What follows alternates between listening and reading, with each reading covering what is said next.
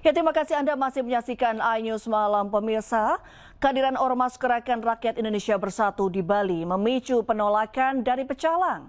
Penolakan terjadi setelah video pelantikan pengurus GRIP Bali viral di media sosial. Panglima Satgas GRIP DPD Bali. Saya pecalang. Kami bukan penjaga biasa.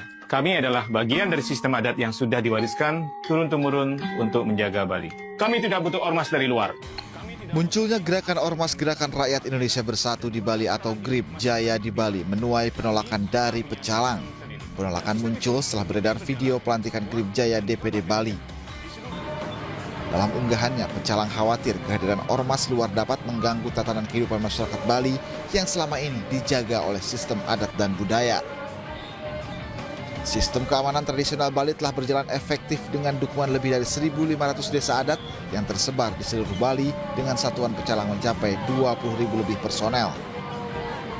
Dan adanya berita-berita yang betul viral di akhir-akhir ini itu sangat kami sesalkan. Karena Bali ini tidak perlu diberikan sistem pengamanan model yang lain. Tugas pengamanan adat merujuk pada Pergub Bali nomor 4 tahun 2019 tentang desa adat yang menegaskan bahwa kelembagaan adat memiliki struktur pengamanan atau pecalang yang memiliki fungsi penting dalam menjaga keamanan wilayah adat di Pulau Dewata. Dari Denpasar, Bali, Indira Ari, iNews melaporkan. Pemirsa, petugas gabungan berhasil mengevakuasi jenazah pendaki yang tewas di Gunung Sayeng, Bondowoso, Jawa Timur. Namun saat evakuasi, sejumlah oknum polisi diduga melarang jurnalis mendokumentasikan proses evakuasi tersebut. Sini bang, sini bang. Ini aja bang. Tahan mas. Bawa mas, apa mas?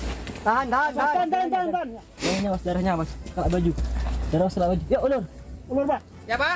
Ulur. Mas, minggir mas. Tim SAR gabungan mengevakuasi jenazah pendaki yang tewas di Gunung Sayeng, Kecamatan Binakal, Bondowoso, Jawa Timur. Selain terkendala medan yang sulit, petugas juga terkendala cuaca yang buruk. Situasi di atas untuk pemindahan survivor terkendala kabut. Nih juga angin.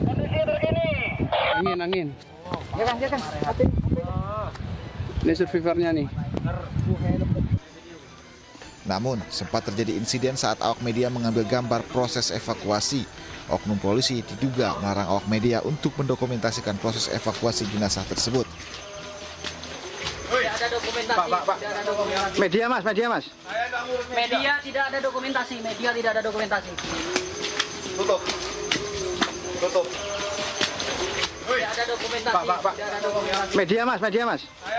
Media tidak ada dokumentasi. Tutup. Atas insiden ini, Ikatan Jurnalis Televisi Indonesia atau IJTI Tapal Kuda melayangkan somasi ke Polres Bondowoso dan Kompi 3 Batalion B Brimob Bondowoso. Seluruh oknum polisi yang diduga melakukan intimidasi telah dilakukan pemeriksaan secara internal. Jadi kami menindaklanjuti arahan dari pengurus dan juga ketua untuk kemudian kita serahkan proses hukumnya, proses selanjutnya kepada pihak kepolisian dan Makobrimob. Teman-teman media lokal telah melayangkan surat somasi dan nota keberatan. Hari ini kita terima suratnya seperti ini, kita terima suratnya dari kedua institusi tersebut untuk personil yang melakukan arogansi. Untuk saat ini sedang kita laksanakan pemeriksaan intern kepolisian. Sementara itu, jenazah pendaki berhasil dievakuasi dibawa ke rumah sakit untuk kemudian dijemput pihak keluarga. Dari Bondowoso, Jawa Timur, Rizky Amirul Ahmad, iNews melaporkan. Pemirsa, jaksa menghadirkan ahli hukum pidana dan hukum acara pidana untuk menjadi saksi ahli dalam sidang lanjutan dugaan suap vonis bebas Gregorius Ronatanur. Saksi dicecar soal pembuktian gratifikasi yang diterima Zaraf terkait perannya sebagai perantara suap 3 hakim PN Surabaya.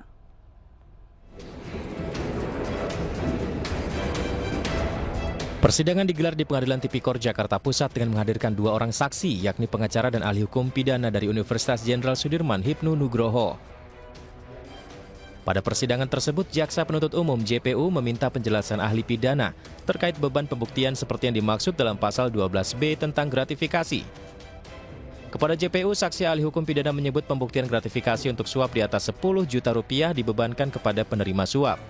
Artinya terdakwa Zarov harus bisa menjelaskan asal-usul serta penggunaan uang dugaan suap yang diterimanya. Sebelumnya Zarov didakwa melakukan pemufakatan jahat dengan pengacara Ronald Tanur, Lisa Rahmat untuk mempengaruhi putusan kasasi Mahkamah Agung oleh Hakim Agung Susilo. Jaksa menyebut Zarov menerima suap sebesar 5 miliar rupiah yang diserahkan dalam 2 tahap masing-masing 2,5 miliar rupiah. Dalam kasus dugaan suap vonis bebas Ronald Tanur, Zarov Richard bersama-sama dengan ibu Ronald Tanur, Meriska Wijaya dan pengacaranya Lisa Rahmat menjadi terdakwa. Dari Jakarta, Hamzah Hasibuan, Indra Purnama, Sutrisno, iNews melaporkan. Pemirsa, Kejaksaan Agung menetapkan Advokat Arianto Bakri, Marcella Santoso, serta Head of Social Security and License Wilmer Group, Muhammad Syafi'i, sebagai tersangka tindak pidana pencucian uang dalam kasus suap Hakim CPO. Penetapan tersangka dilakukan usai gelar perkara dan penilaian penyidik atas aset tersangka. Nah, dari 8 tersangka itu ada 3 tersangka yang oleh penyidik ditetapkan juga menjadi tersangka dalam perkara tindak pidana pencucian uang. Nah, itu yang pertama ada AR, ya, itu dengan penetapan nomor 8 tahun 2025, ada MSY dengan penetapan nomor 9 tahun 2025, dan kedua tersangka ini ditetapkan menjadi tersangka dalam tindak pidana pencucian uang sejak tanggal 17 April 2025. Sedangkan untuk yang ketiga yaitu MS ditetapkan juga sebagai tersangka dalam TPPU dengan penetapan nomor 10 tahun 2025 tertanggal 23 April 2025.